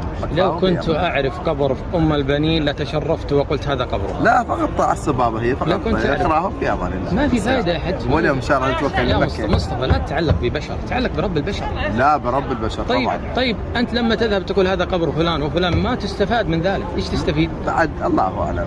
كيف الله أعلم؟ نحن نزور القبور لأن النبي قال فإنها تذكركم الآخرة، ما نزورها لأجل نتعلق ببيبان أو نتعلق بتراب أو بأحجار. نحن أعزة بديننا بإسلامنا. اليوم الشفاء يا رب العالمين. طيب طبعا كل شيء يا رب العالمين. بس انا اقول لك يعني لان زوجة مولانا امير المؤمنين فقط. طيب زوجة مولانا على رأسي وعيني، طبعاً، زوج علي وزوجات علي. انا ما اقول لك لكن حسابها لو اسمعني، كافر لو اسمعني. شيء لو سيدنا علي رضي الله عنه وارضاه ألم يقتل؟ ألم يقتل؟ بعد في حرب صفين. طيب قتل حبيبنا علي ولا ما قتل؟ سيدنا علي كلهم قتلت. وسيدنا حسين قتل ولا ما قتل؟ كلهم قتلت. طيب الذي لم يملك الدفاع عن نفسه هل يملك أن يعطيني حاجتي أنا وأنت؟ الله أكبر. الله اعلم. كيف الله أعلم؟ عقلا قبل الشريعة الله تعالى عندنا في العراق. اسمعني الشريعة الله تعالى قال إن تدعوهم لا يسمعوا دعاءكم ولو سمعوا ما استجابوا لكم. طبعا. الشريعة الله تعالى قال أمن يجيب المضطر إذا دعاه. هذا من ناحية شرع. أهم شيء من ناحية عقل. الذي لا يملك هل يعطي؟ اليوم اذا تطلب نيتك من امام احد اهل بيت، نعم، اذا نيتك صافيه حاجتك مقضيه. لا هذا الكلام يرده قال الله وقال الرسول والعقل. تدري لماذا؟ سيدنا محمد عليه الصلاة والسلام وعلى آله وصحبه أجمعين أليس أفضل الخلق؟ طبعا. طيب سيدنا الحسين رضي الله عنه لما غدر به في كربلاء من شيعة أبيه هل قال يا محمد أو قال يا الله؟ يا الله. لماذا نحن نقول يا حسين إذا؟ لماذا نقول يا محمد؟ ألم يكن قدوتنا سيدنا الحسين؟ لا ما نقول. هسه السيدة الشريفة بنت إمام الحسن طيب بالآلاف الناس شافت المرضى. بالآلاف الناس. لا هذا كلامك. هي لو كانت تشاف المرضى ما ماتت مريضة. أنا ما أقول لك. وما قتل أقاربها وما مات. حتى إمام زين العابدين استشهد مريض. اسمعني سيدنا الحسين ألا تعتقدون أنه مات عطشانا؟ طبعا. طيب الذي مات عطشانا ولم يستطيع أن يروي نفسه هل يرويك؟ بعد المنع. هل يشفيك؟ بعد المنع ذاك الماء عنا ذاك الزمان. طيب هل من مات عطشان يستطيع أن يرويك؟ ليس بعد موجود. بعد أصحابه موجودين. طيب أصحابه الآن هل ينفعون؟ إذا سيدنا حسين هو رأس الهرم ما نفع نفسه كيف من أتباعه ينفعون أنفسهم؟ بعد ينفع نفسه شلون ما ينفع نفسه؟ طيب بالآلاف الناس شافه. بس أنا ليش قاعد أقول لك؟ تريدني أصدق الله ولا أصدق؟ صحيح. ليش أقول لك؟ الله تعالى. أنا صافي طيب اليوم. اسمعني يا مصطفى أسأل الله أن يهديك لاتباع أهل البيت. الله قال وإذا مرضت فهو يشفي. من الشافي إذن؟ الله سبحانه وتعالى. فلماذا نطلب الشفاء من غيره؟ أحسنت.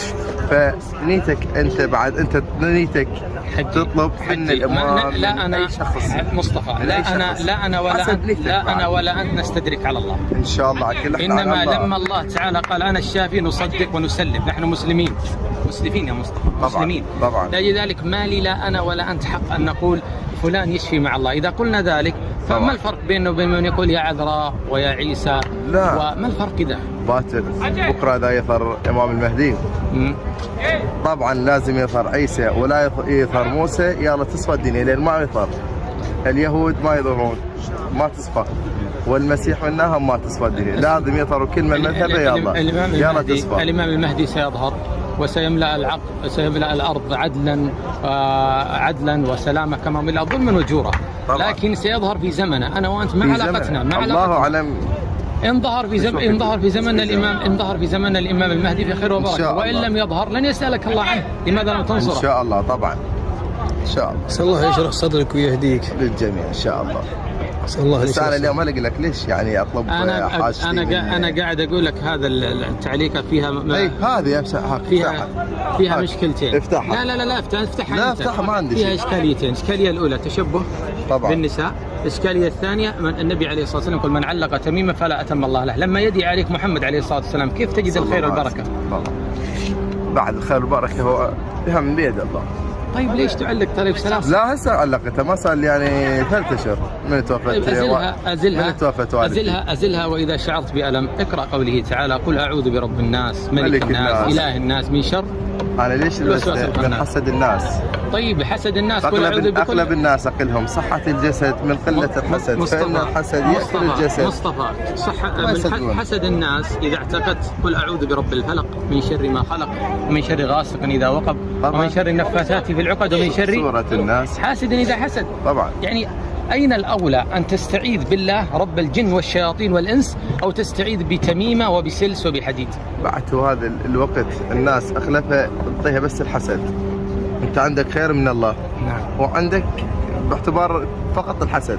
طيب اليوم تشوف شيء فقط تتحسد. مصطفى أنا أحصن نفسي بما علمني ربي. أنا طبعا. أستعيذ به ألتجئ طبعا. إليه من الشياطين والجن والحسد. بعد كيد الشياطين. طيب ليش ألتجئ إلى غيره؟ ليش ألتجئ إلى سلاسل؟ بعد لبس ثاني تذكر قلت إن شاء الله أهم أندعي لوالدتي وهم أصلي لها وهم أختم لها القرآن وهم أختم أنت مسلم ما معنى الإسلام؟ أن تستسلم لأوامر الله. طبعا. هل في ذلك استسلام لأمر الله؟ هل في ده؟ طيب ليش ما تنزعها؟ انزعها حتى تنجو بس، انزعها حتى تنجو. هو انا بس بالنهار البسها بالليل ادبها ما اخليها. طيب والشيطان يعرف ليله ونهار. طبعا لا يهبل الشيطان. الله يشرح صدرك ويهديك. الله يهديك يا مصطفى قول امين. امين يا رب العالمين. هسه ما الله كلش. لا تريدني اسمح لك تدعو مع الله؟ لا فقط اقرا سوره الفاتحه. طيب مو ليس انا اقول لك النبي زار المكان ودعا لهم بالرحمه والمغفره. فقط اقرا سوره الفاتحه وفي امان الله. شوف لو قراها سيدي محمد لقراتها انا، لكن النبي سكت عنها انا اسكت. لست افضل منه ولا اعلم منه عليه الصلاه والسلام. طبعا صحيح. خلاص بس ما يصير فقط اقرا سوره الفاتحه. انا نصحتك. انت تريد تتبع كنت انت الناجي. ما تريد تتبع كنت انت الهالك. بعد دينكم اليوم هكذا لازم هكذا. اليوم اجيكم لازم اتبع دينكم صح لو لا؟ شوف الله يقول الله يقول لا اكراه في الدين. انا ما اكرهك على ما انا عليه، انا قاعد ادعوك لما كان عليه النبي وآل بيته والصحابه طبعا. بالحجه والدليل فقط. طبعا هو فقط هذا ان شاء الله. هسه انا ما بيها مثال بعد يا مصطفى قول امين. ان شاء الله. الله يهديك لاتباع ام البنين. الله يسلمك. خلاص الله يهديك. شكرا. هداك الله. شكرا يا طيب. شكرا لك يا عبد. حبيبك الله. الله يسلمك. لا ما يحتاج. يعني اسالك الان انت تقول هنا قبر ام البنين اليس كذلك؟ طبعا. تدري ان هذا القبر مرتفع على قبر الرسول ب6 أمتار؟ لا ما راح ننزل جوا. انا عارف بس كيف حتى لو 6 أمتار احنا راح ننزل. طيب اسمعني كيف عرفنا انه قبر ام البنين والقبور في عهد النبي عليه الصلاه والسلام مستويه بالبقيع؟ لان هسه فاطمه الزهراء معلوم هذه القبه الى فاطمه الزهراء ليس معلوم. فاطمه سيده نساء اهل الجنه رضي الله عنها وارضاها وحشرنا واياها في البقيع. دفنها علي بن ابي طالب رضي الله عنه. ليس في مكان واحد مدفونه. دفنها في البقيع رضي الله عنه. صحيح. فلا نعرف قبر فاطمة ولا قبر عثمان، ولا نعرف قبر عائشة ولا قبر الحسن، كلهم في البقيع رضي الله عنهم وارضاهم. البقيع القديمة مستوية بقبر محمد عليه الصلاة والسلام، البقيع الحديثة مرتفع على البقيع على قبر النبي ب6 أمتار. طبعا. كيف لا نميز؟ بس احنا ما راح ننزل تحت فوق، بس نقرا الفاتحه في امان الله. زور كما زار نبيك عليه الصلاة والسلام. السلام عليكم أهل الديار من المؤمنين والمسلمين. نكتفي بسنة محمد تكون معه في الجنة. نسأل الله لنا ولكم الهداية. طبعا. هسه ماشي انا ومعك. كيف؟ انا ومعك فقط. لو كنت أعرف قبر أم البنين لتشرفت وقلت هذا قبره. لا فقط طلع الصبابة هي فقط اقراها في امان الله. ما في فائدة يا حج. واليوم ان شاء الله نتوكل يا لمكة. مصطفى لا تتعلق ببشر، تعلق برب البشر. لا برب البشر. طبعا. طيب أنت لما تذهب تقول هذا قبر فلان وفلان ما تستفاد من ذلك، إيش تستفيد؟ بعد الله أعلم. كيف الله أعلم؟ نحن نزور القبور لأن النبي قال فإنها تذكركم الآخرة، ما نزورها لأجل نتعلق ببيبان أو نتعلق بتراب أو بأحجار. نحن أعزة بديننا بإسلامنا. اليوم الشفاء يا رب العالمين. طيب طبعا كل شيء يا رب العالمين. بس أنا أقول لك يعني لأن زوجة مولانا أمير المؤمنين فقط. طيب زوجة مولانا على رأسي وعيني، زوج علي وزوجات علي. أنا ما أقول لك لكن سابها له كافر وشيله. سيدنا علي رضي الله عنه وارضاه ألم يقتل؟ ألم يقتل؟ بعد في حرب صفين. طيب قتل حبيبنا علي ولا ما قتل؟ سيدنا علي كلهم قتلوا. وسيدنا حسين قتل ولا ما قتل؟ كلهم قتلوا. طيب الذي لم يملك الدفاع عن نفسه هل يملك أن يعطيني حاجتي أنا وأنت؟ الله أكبر. الله أعلم. كيف الله أعلم؟ عقلا قبل الشريعة الله تعالى عندنا في العراق. اسمعني الشريعة الله تعالى قال إن تدعوهم لا يسمعوا دعاءكم ولو سمعوا ما استجابوا لكم. طبعا. الشريعة الله تعالى قال أمن يجيب المضطر إذا دعاه. هذا من ناحية شرع. أهم شيء من ناحية عقل. الذي لا يملك هل يعطي؟ اليوم إذا تطلب نيتك من إمام أحد أهل البيت، نعم، إذا نيتك صافية حاجتك مقضية. لا هذا الكلام يرده قال الله وقال الرسول والعقل. تدري لماذا؟ سيدنا محمد عليه الصلاة والسلام وعلى آله وصحبه أجمعين أليس أفضل الخلق؟ طيب سيدنا الحسين رضي الله عنه لما غدر به في كربلاء من شيعة أبيه هل قال يا محمد أو قال يا الله؟ يا الله. لماذا نحن نقول يا حسين إذا؟ لماذا نقول يا محمد؟ ألم يكن قدوتنا سيدنا الحسين؟ لا ما نقول هسه السيدة الشريفة بنت إمام الحسن. طيب بالآلاف الناس شافت المرضى. لا هذا كلامك. هي لو كانت تشاف المرضى ما ماتت مريضة. أنا ما أقول لك. وما قتل أقاربها وما مات. إمام زين العابدين استشهد مريض. اسمعني سيدنا الحسين ألا تعتقدون أنه مات عطشانا؟ طبعا. طيب الذي مات عطشانا ولم يستطيع أن يروي نفسه هل يرويك؟ بعد المنع. هل يشفيك؟ بعد المنع ذاك الماء عن ذاك الزمان. طيب هل من مات عطشان يستطيع أن يرويك؟ ليس بعد موجود. بعد أصحابه موجودين. طيب أصحابه الآن هل ينفعون؟ إذا سيدنا حسين هو رأس الهرم ما نفع نفسه، كيف من أتباعه ينفعون أنفسهم؟ بعد ينفع نفسه شلون ما ينفع نفسه؟ طيب بالآلاف الناس شافه. بس أنا ليش قاعد أقول تريدني أصدق الله ولا أصدق؟ صحيح. ليش أقول لك الله تعالى. طيب اليوم. اسمعني يا مصطفى، أسأل الله أن يهديك لاتباع البيت. الله قال وإذا مرضت فهو يشفيك. من الشافي إذن؟ الله سبحانه وتعالى. فلماذا نطلب الشفاء من غيره؟ أحسنت. فنيتك أنت بعد نيتك تطلب من الإمام. لا أنا أي شخص مصطفى لا أنا ولا أنت نستدرك على الله إن شاء الله. إنما لما الله تعالى قال أنا الشافي نصدق ونسلم. نحن مسلمين يا مصطفى. مسلمين طبعا. لذلك ما لي لا أنا ولا أنت حق أن نقول فلان يشفي مع الله. إذا قلنا ذلك فما الفرق بينه وبين من يقول يا عذراء ويا عيسى؟ لا. وما الفرق إذا؟ باكر بكرة إذا يظهر إمام المهدي طبعا لازم يظهر عيسى ولا يظهر موسى. يلا تصفى الدنيا لأن ما يظهر. اليهود ما يظهرون ما تصفى، والمسيح منهم ما تصفى الدنيا. لازم يظهروا كل من مذهبه. يلا تصفى. الإمام المهدي سيظهر وسيملأ الأرض عدلا وسلامة كما ملأ ظلما وجورا. لكن سيظهر في زمنه أنا وأنت ما علاقتنا. الله أعلم.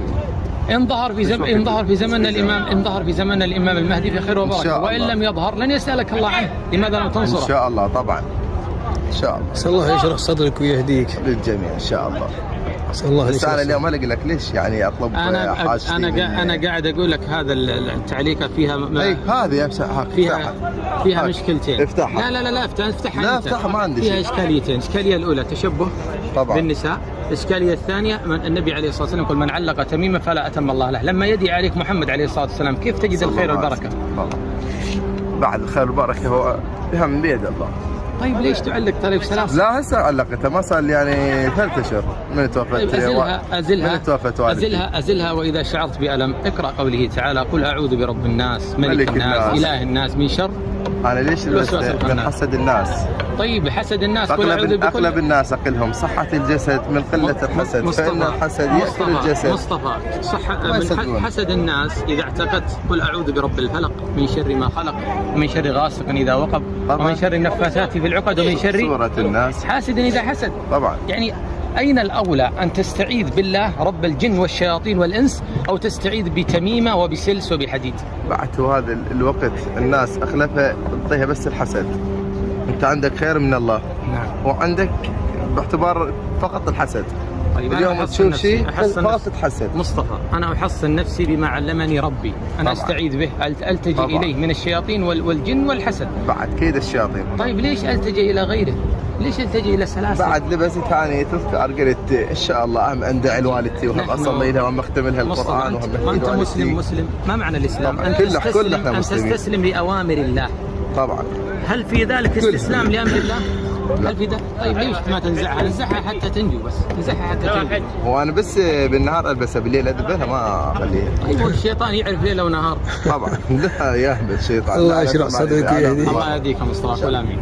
آمين يا رب العالمين. هسه ما الله كلش. لا تريدني أسمح لك تدعو مع الله؟ لا فقط أقرأ سورة الفاتحة. طيب مو ليس أنا أقول لك النبي زار المكان ودعا لهم بالرحمة والمغفرة. فقط أقرأ سورة الفاتحة وفي أمان الله. شوف لو قرأها سيدي محمد لقرأتها أنا، لكن النبي سكت عنها أنا أسكت، لست أفضل منه ولا أعلم من عليه الصلاة والسلام. طبعا صحيح.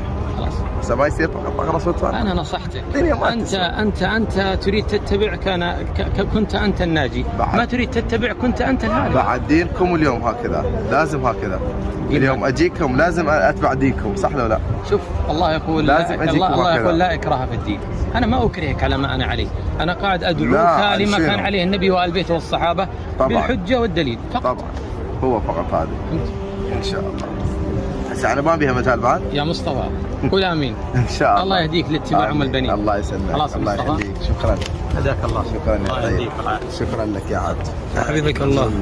الله يسلمك.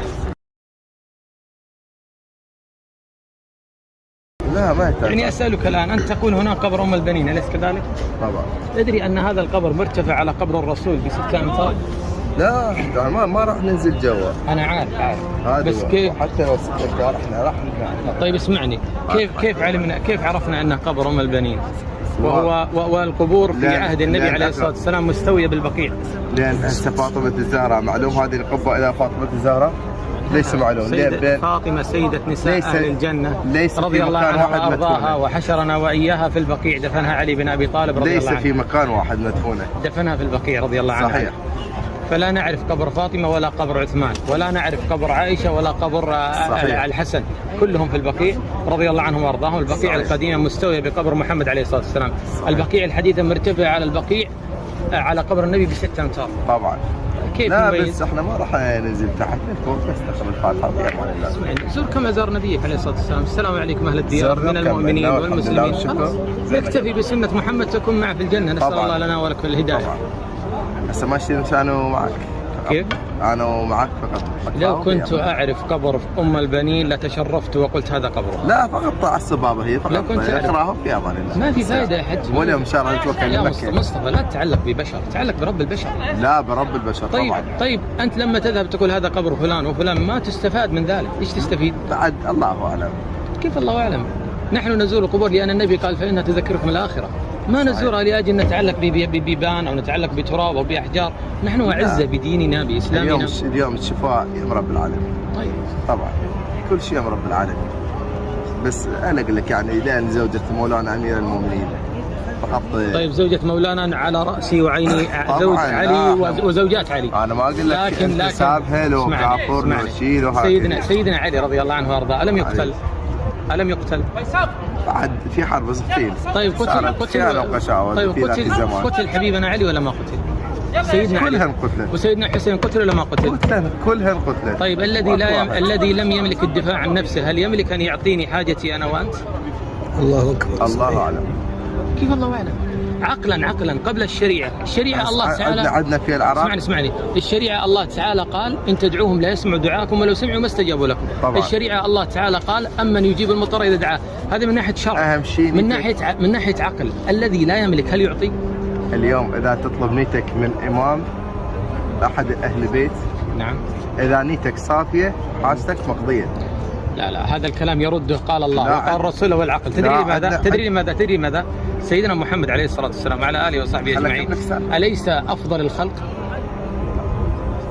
طيب سيدنا الحسين رضي الله عنه لما غدر به في كربلاء من شيعة أبيه، هل قال يا محمد أو قال يا الله؟ يا الله. لماذا نحن نقول يا حسين إذا؟ لماذا نقول يا محمد؟ ألم يكن قدوتنا سيدنا الحسين؟ لا ما نقولها. هسه السيدة الشريفة بنت إمام الحسن طيب بالآلاف الناس شافت المرضى.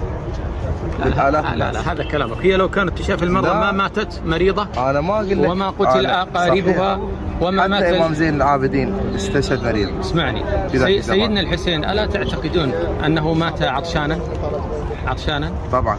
طيب الذي مات عطشانا ولم يستطيع أن يروي نفسه هل يرويك؟ بعد المنع. هل يشفيك؟ بعد المنع ذاك الماء عن ذاك الزمان. طيب هل من مات عطشان يستطيع أن يرويك؟ ليس بعد موجود. بعد أصحابه موجودين. طيب أصحابه الآن هل ينفعون؟ إذا سيدنا حسين هو رأس الهرم ما نفع نفسه، كيف من أتباعه ينفعون أنفسهم؟ بعد ينفع نفسه شلون ما ينفع نفسه؟ طيب بالآلاف الناس شافت. بس أنا ليش قاعد أقول لك؟ تريدني أصدق الله ولا أصدق؟ صحيح. ليش أقول لك؟ الله تعالى. طيب اليوم. اسمعني يا مصطفى، أسأل الله أن يهديك لاتباع البيت. الله قال وإذا مرضت فهو يشفيك. من الشافي إذن؟ الله سبحانه وتعالى. فلماذا نطلب الشفاء من غيره؟ أحسنت.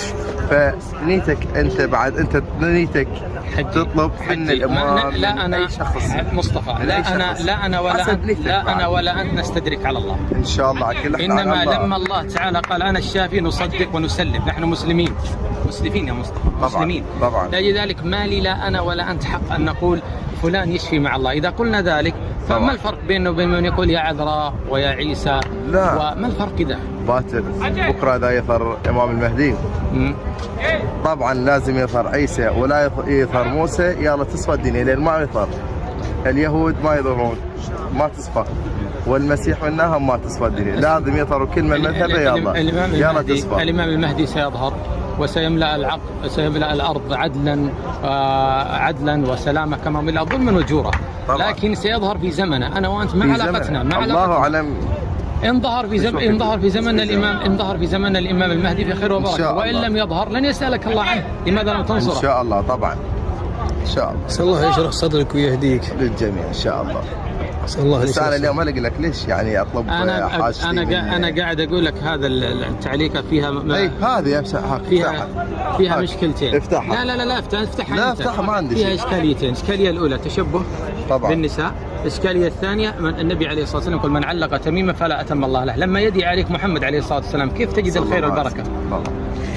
بعد الخير والبركة هو بها من بيد الله. طيب ليش تعلق طيب سلاسل؟ لا هسه علقتها ما صار يعني 3 أشهر من توفت. طيب أزلها وإذا شعرت بألم اقرأ قوله تعالى قل أعوذ برب الناس ملك الناس إله الناس من شر. أنا ليش من حسد الناس؟ طيب حسد الناس قل أعوذ بكل. أغلب الناس أقلهم صحة الجسد من قلة الحسد. فإن الحسد يقتل الجسد. مصطفى من حسد الناس إذا اعتقدت قل أعوذ برب الفلق من شر ما خلق ومن شر غاسق إذا وقب ومن شر النفاثات في العقد ومن شر سورة الناس حاسد إذا حسد. طبعا. يعني أين الأولى أن تستعيذ بالله رب الجن والشياطين والإنس أو تستعيذ بتميمة وبسلس وبحديد؟ بعد هذا الوقت الناس أغلبها تعطيها بس الحسد. أنت عندك خير من الله. نعم. وعندك باعتبار فقط الحسد. طيب اليوم تشوف شيء فقط تتحسد. مصطفى أنا أحصن نفسي بما علمني ربي. أنا أستعيذ به ألتجئ إليه من الشياطين والجن والحسد. بعد كيد الشياطين. طيب ليش ألتجئ إلى غيره؟ ليش ألتجئ إلى سلاسل؟ بعد لبس ثاني تذكر قلت إن شاء الله أهم أندعي لوالدتي وهم أصلي لها وهم أختم لها القرآن وهم أنت مسلم. ما معنى الإسلام؟ أن تستسلم لأوامر الله. طبعا. هل في ذلك استسلام لأمر الله؟ هل في داعي؟ طيب ليش ما تنزعها؟ نزعها حتى تنجو، بس نزعها حتى تنجو. وانا بس بالنهار البسها، بالليل ادبها ما اخليها. طيب الشيطان يعرف ليله ونهار. طبعا لا يهبل الشيطان. الله يشرح صدرك ويهديك. الله يهديك يا مصطفى، قول امين. امين يا رب العالمين. هسه ما الله كلش. لا تريدني اسمح لك تدعو مع الله؟ لا فقط اقرا سوره الفاتحه. طيب مو ليس أنا أقول لك النبي زار المكان ودعا لهم بالرحمة لا والمغفرة. فقط اقرا سوره الفاتحه في امان الله. شوف لو قرأها سيدي محمد لقرأتها أنا، لكن النبي سكت عنها، أنا أسكت، لست أفضل منه طبعا. ولا أعلم منه عليه الصلاة والسلام. طبعا صحيح. خلاص بس ما يصير فقط اقرا سوره الفاتحه. أنا نصحتك. ما أنت تريد تتبع، كنت أنت الناجي، ما تريد تتبع كنت أنت الهادي. بعد دينكم اليوم هكذا، لازم هكذا. اليوم اجيكم لازم اتبع دينكم، صح ولا لا؟ شوف الله يقول لازم الله يقول لا إكراه في الدين. أنا ما أكرهك على ما أنا عليه، أنا قاعد أدعوك لما كان عليه النبي وآل بيته والصحابة بالحجة والدليل فقط. طبعا هو فقط هذا ان شاء الله. هسه انا ما بيها مجال بعد يا مصطفى قول امين. ان شاء الله. الله يهديك لاتباع ام البنين. الله يسلمك. خلاص الله مصطفى. يخليك. شكرا. هداك الله. شكرا يا الله طيب. يهديك. شكرا لك يا عبد. حبيبك الله. الله يسلمك. لا ما يحتاج. يعني اسالك الان، انت تقول هنا قبر ام البنين، اليس كذلك؟ طبعا. تدري ان هذا القبر مرتفع على قبر الرسول ب6 أمتار؟ لا ما راح ننزل جوا. انا عارف بس هو. كيف؟ حتى لو 6 أمتار احنا راح نرجع. طيب اسمعني، كيف عرفنا انه قبر ام البنين؟ والقبور في عهد النبي عليه الصلاه والسلام مستويه بالبقيع. لان هسه فاطمه الزهراء معلوم هذه القبه الى فاطمه الزهراء؟ ليس معلوم. فاطمه سيده نساء اهل الجنه ليس رضي الله عنها وارضاها، وحشرنا واياها في البقيع، دفنها علي بن ابي طالب رضي الله عنه. ليس في مكان واحد مدفونه، دفنها في البقيع رضي الله عنها. صحيح. فلا نعرف قبر فاطمه ولا قبر عثمان، ولا نعرف قبر عائشه ولا قبر الحسن، كلهم في البقيع رضي الله عنهم وارضاهم. البقيع القديمه مستويه بقبر محمد عليه الصلاه والسلام. البقيع الحديثه مرتفع على البقيع على قبر النبي ب6 أمتار. طبعا. كيف لا نبين؟ بس احنا ما راح ننزل تحت، نفوق بس نقرا الفاتحه في امان الله. يعني زور كما زار نبيك عليه الصلاه والسلام. السلام عليكم اهل الديار من المؤمنين والمسلمين. نكتفي بسنه محمد تكون معه في الجنه. نسال الله لنا ولك في الهدايه. طبعا. هسه ماشي انا معك. كيف؟ انا معك فقط. لو كنت اعرف قبر ام البنين لتشرفت وقلت هذا قبره. لا فقط على الصبابه هي فقط. لو كنت اقراهم في امان الله. ما في فائده يا حج. واليوم ان شاء الله نتوكل يا لمكه. مصطفى لا تتعلق ببشر، تعلق برب البشر. لا برب البشر. طبعا. طيب انت لما تذهب تقول هذا قبر فلان وفلان ما تستفاد من ذلك، ايش تستفيد؟ بعد الله اعلم. كيف الله اعلم؟ نحن نزور القبور لان النبي قال فانها تذكركم الاخره، ما نزورها لاجل نتعلق ببيبان او نتعلق بتراب او باحجار. نحن اعزه بديننا باسلامنا. اليوم الشفاء يا رب العالمين. طيب طبعا كل شيء يا رب العالمين. بس انا اقول لك يعني لان زوجة مولانا امير المؤمنين فقط. طيب زوجة مولانا على راسي وعيني، زوج علي وزوجات علي. انا ما اقول لك لكن حسابها لو كافر لو شيء لو سيدنا علي رضي الله عنه وارضاه الم يقتل؟ بعد في حرب صفين. طيب قتل حبيبنا علي ولا ما قتل؟ سيدنا علي كلهم قتلوا. وسيدنا حسين قتل ولا ما قتل؟ كلهم قتلوا. طيب الذي لم يملك الدفاع عن نفسه هل يملك ان يعطيني حاجتي انا وانت؟ الله اكبر. الله اعلم. كيف الله اعلم؟ عقلا قبل الشريعه الله تعالى عندنا في العراق. اسمعني الشريعه الله تعالى قال ان تدعوهم لا يسمعوا دعاءكم ولو سمعوا ما استجابوا لكم. طبعا. الشريعه الله تعالى قال امن يجيب المضطر اذا دعاه. هذا من ناحيه شرع. اهم شيء من ناحيه عقل. الذي لا يملك هل يعطي؟ اليوم اذا تطلب نيتك من امام احد اهل بيت، نعم، اذا نيتك صافيه حاجتك مقضيه. لا هذا الكلام يرده قال الله وقال الرسول والعقل. تدري لماذا؟ سيدنا محمد عليه الصلاة والسلام وعلى آله وصحبه أجمعين أليس أفضل الخلق؟ طبعا. طيب سيدنا الحسين رضي الله عنه لما غدر به في كربلاء من شيعة أبيه هل قال يا محمد أو قال يا الله؟ يا الله. لماذا نحن نقول يا حسين إذا؟ لماذا نقول يا محمد؟ ألم يكن قدوتنا سيدنا الحسين؟ لا ما نقول. هسه السيدة الشريفة بنت إمام الحسن طيب بالآلاف الناس شافت المرضى. لا هذا كلامك. هي لو كانت تشاف المرضى ما ماتت مريضة. أنا ما أقول لك. وما قتل أقاربها وما مات. حتى إمام زين العابدين استشهد مريض. اسمعني سيدنا الحسين ألا تعتقدون أنه مات عطشانا؟ طبعا. طيب الذي مات عطشانا ولم يستطيع أن يروي نفسه هل يرويك؟ بعد المنع. هل يشفيك؟ بعد المنع ذاك الماء عن ذاك الزمان. طيب هل من مات عطشان يستطيع أن يرويك؟ ليس بعد موجود. بعد أصحابه موجودين. طيب أصحابه الآن هل ينفعون؟ إذا سيدنا حسين هو رأس الهرم ما نفع نفسه، كيف من أتباعه ينفعون أنفسهم؟ بعد ينفع نفسه، شلون ما ينفع نفسه؟ طيب بالآلاف الناس شافه. بس أنا ليش حجي قاعد أقول لك؟ تريدني أصدق الله ولا أصدق؟ صحيح، ليش أقول لك؟ الله تعالى. طيب اليوم. اسمعني يا مصطفى، أسأل الله أن يهديك لاتباع البيت. الله قال وإذا مرضت فهو يشفيك. من الشافي إذن؟ الله سبحانه وتعالى. فلماذا نطلب الشفاء من غيره؟ أحسنت. فنيتك أنت بعد أنت نيتك تطلب من الإمام لا أنا أي شخص مصطفى، لا أنا ولا أنت نستدرك على الله إن شاء الله. إنما لما الله تعالى قال أنا الشافي نصدق ونسلم. نحن مسلمين يا مصطفى، مسلمين طبعا. لذلك ما لي لا أنا ولا أنت حق أن نقول فلان يشفي مع الله. إذا قلنا ذلك فما الفرق بينه وبين من يقول يا عذراء ويا عيسى؟ لا، وما الفرق كذا؟ باكر بكرة إذا يظهر إمام المهدي طبعا لازم يظهر عيسى، ولا يظهر موسى. يلا تصفى الدنيا، لأن ما يظهر اليهود ما يظهرون، ما تصفى، والمسيح منهم ما تصفى الدنيا. لازم يظهروا كل من مذهبه. يلا تصفى. الإمام المهدي سيظهر وسيملأ الأرض عدلا وسلامة كما ملأ ظلما وجورا. لكن سيظهر في زمنه أنا وأنت ما علاقتنا. الله أعلم. إن ظهر في زمن الإمام المهدي في خير وبركة، وإن لم يظهر لن يسألك الله عنه. لماذا لم تنصره؟ إن شاء الله طبعا، إن شاء الله. أسأل الله يشرح صدرك ويهديك للجميع إن شاء الله. أسأل الله بس أنا اليوم أقول لك ليش يعني أطلب حاجتي. أنا قاعد أقول لك هذا التعليقة فيها هذه فيها مشكلتين. افتحها. لا افتحها. لا افتحها، ما عندي فيها إشكاليتين. الإشكالية الأولى تشبه طبعا بالنساء. الإشكالية الثانية النبي عليه الصلاة والسلام يقول من علق تميما فلا أتم الله له. لما يدي عليك محمد عليه الصلاة والسلام كيف تجد الخير والبركة؟ بعد الخير والبركة هو من بيد الله. طيب ليش تعلق طريق سلام؟ لا هسه علقتها، ما صار يعني 3 أشهر من توفت. طيب أزلها وإذا شعرت بألم اقرأ قوله تعالى قل أعوذ برب الناس ملك الناس إله الناس من شر. أنا ليش من حسد الناس؟ طيب حسد الناس أغلب الناس أقلهم صحة الجسد من قلة الحسد، فإن الحسد يأكل الجسد. مصطفى من حسد الناس إذا اعتقدت قل أعوذ برب الفلق من شر ما خلق ومن شر غاسق إذا وقب ومن شر النفاثات في العقد ومن شر سورة الناس حاسد إذا حسد. طبعا. يعني أين الأولى أن تستعيذ بالله رب الجن والشياطين والإنس أو تستعيذ بتميمة وبسلس وبحديد؟ بعد هذا الوقت الناس أغلبها تعطيها بس الحسد. أنت عندك خير من الله. نعم. وعندك باعتبار فقط الحسد. طيب اليوم تشوف شيء فقط تحسد. مصطفى أنا أحصن نفسي بما علمني ربي. أنا أستعيذ به، ألتجئ إليه من الشياطين والجن والحسد. بعد كيد الشياطين. طيب ليش ألتجئ إلى غيره؟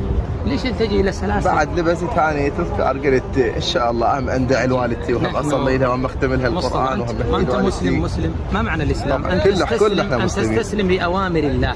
طبعا. هل في ذلك استسلام لأمر الله؟ هل في ده؟ طيب ليش ما تنزعها؟ نزعها حتى تنجو، بس نزعها حتى تنجو. وانا بس بالنهار البسها، بالليل ادبها ما اخليها. طيب والشيطان يعرف ليله ونهار. طبعا. لا يهبل الشيطان. الله يشرح صدرك ويهديك. الله يهديك يا مصطفى، قول امين. امين يا رب العالمين. ما الله كلش. لا تريدني اسمح لك تدعو مع الله؟ لا فقط اقرا سوره الفاتحه. طيب مو ليس أنا اقول لك النبي زار المكان ودعا لهم بالرحمه والمغفره. فقط اقرا سوره الفاتحه وفي امان الله. شوف لو قراها سيدي محمد لقراتها انا، لكن النبي سكت عنها انا اسكت. لست افضل منه ولا اعلم منه عليه الصلاه والسلام. طبعا صحيح. خلاص بس ما يصير اقرا سوره الفاتحه. انا نصحتك. انت تريد تتبع كنت انت الناجي، ما تريد تتبع كنت انت الهالك. بعد دينكم اليوم هكذا، لازم هكذا. اليوم اجيكم لازم اتبع دينكم، صح ولا لا؟ شوف الله يقول الله يقول لا اكراه في الدين. انا ما اكرهك على ما انا عليه، انا قاعد ادعوك لما كان عليه النبي وآل بيته والصحابه بالحجه والدليل فقط. طبعا هو فقط هذا ان شاء الله. هسه انا ما بيها مجال بعد يا مصطفى.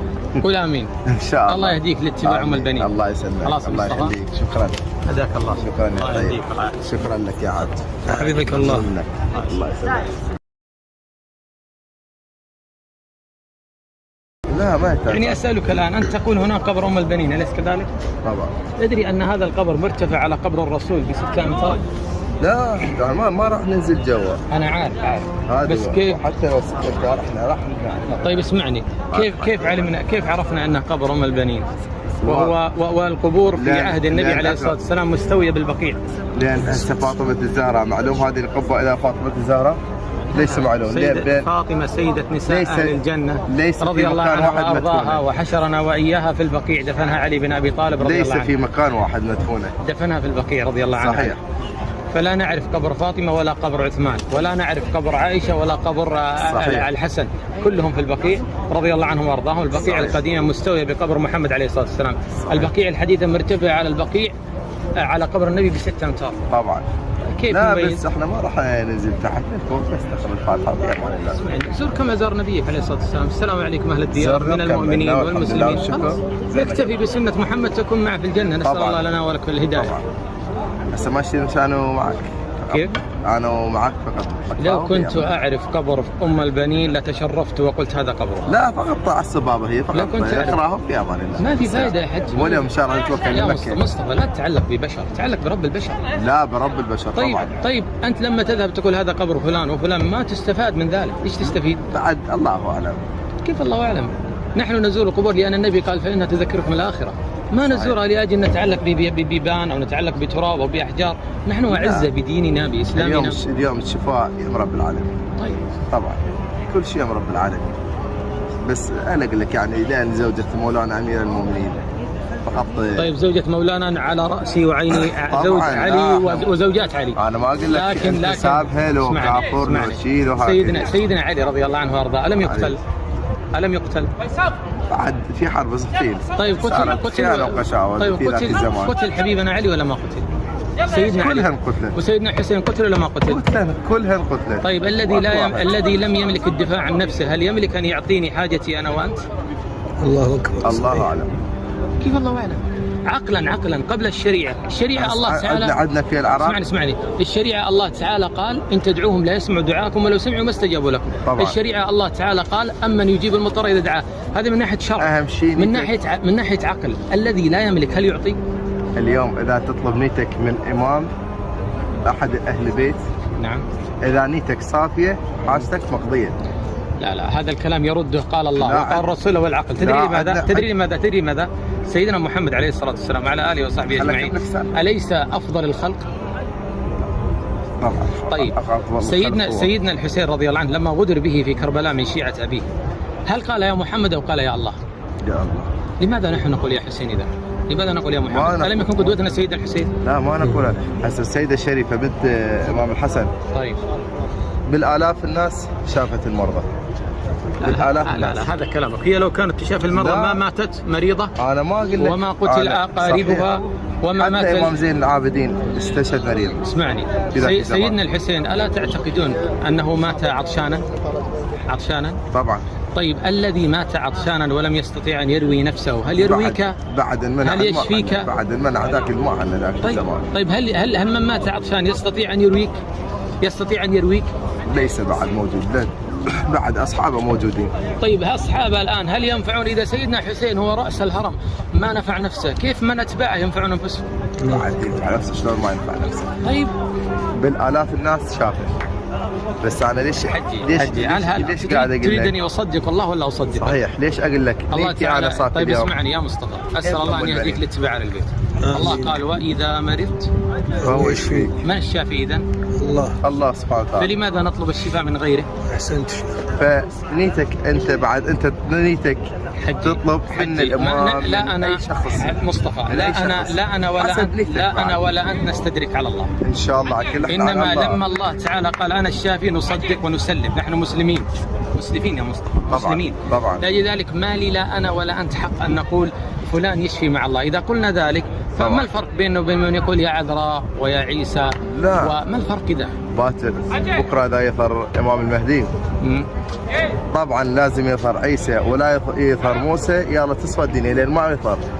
اليهود ما يظهرون ما تصفى، والمسيح منهم ما تصفى الدنيا. لازم يظهروا كل من مذهبه يلا تصفى. الإمام المهدي سيظهر وسيملأ الأرض عدلا وسلامة كما ملأ ظلما وجورا. لكن سيظهر في زمنه أنا وأنت ما علاقتنا. الله أعلم إن ظهر في زمن الإمام المهدي في خير وبركة، وإن لم يظهر لن يسألك الله عنه، لماذا لم تنصره؟ إن شاء الله طبعا إن شاء الله. نسأل الله يشرح صدرك ويهديك للجميع إن شاء الله. نسأل الله بس أنا اليوم ألقى لك ليش يعني أطلب حاجتي. أنا قاعد أقول لك هذا التعليقة فيها أي هذه فيها مشكلتين. افتحها. لا افتحها. لا افتحها ما عندي فيها شيء. إشكاليتين، الإشكالية الأولى تشبه طبعا بالنساء، الإشكالية الثانية النبي عليه الصلاة والسلام يقول من علق تميمة فلا أتم الله له، لما يدي عليك محمد عليه الصلاة والسلام كيف تجد الخير والبركة؟ بعد الخير والبركة هو بها من بيد الله. طيب ليش تعلق طيب سلاسل؟ لا هسه علقتها، ما صار يعني 3 أشهر من توفت. طيب أزلها وإذا شعرت بألم اقرأ قوله تعالى قل أعوذ برب الناس ملك الناس إله الناس من شر. أنا ليش من حسد الناس؟ طيب حسد الناس قل أعوذ بكل. أغلب الناس أقلهم صحة الجسد من قلة الحسد، فإن الحسد يأكل الجسد. مصطفى من حسد الناس إذا اعتقدت قل أعوذ برب الفلق من شر ما خلق ومن شر غاسق إذا وقب ومن شر النفاثات في العقد ومن شر سورة الناس حاسد إذا حسد. طبعا يعني أين الأولى أن تستعيذ بالله رب الجن والشياطين والإنس أو تستعيذ بتميمة وبسلس وبحديد؟ بعد هذا الوقت الناس أغلبها تعطيها بس الحسد. أنت عندك خير من الله. نعم. وعندك باعتبار فقط الحسد.